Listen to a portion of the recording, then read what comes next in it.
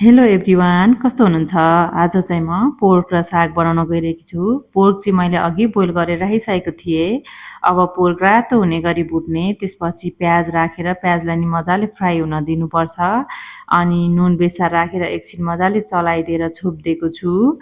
त्यसपछि अदुवा लसुनको पेस्ट, मिक्स मसालाको धुलो र रातो खोर्सानीको धुलो राखेर एकछिन मजाले फ्राई हुन दिएँ। त्यसपछि पानी राखेर छोपिदिएको छु। छोप्दै पकाउँदै गरेर लगभग 20-25 मिनट पकाइसकेको छु। अब चाहिँ हाम्रो पोर्क अलमोस्ट रेडी भइसकेको छ। अब साग हालिदिने, किनकि साग चाहिँ एकदमै मिठो लाग्छ पोर्कसँग मलाई। त्यो पोर्कको बोसो हुन्छ अनि त्यसले सागले सोचेर लतक्क पाक्छ नि त। अनि साग चाहिँ अलिक काँचो काँचै मिठो हुन्छ पोर्कसँग चाहिँ। लामो लामो गरी हालेको छु मैले, खासै मसिनो नि बनाएको छैन।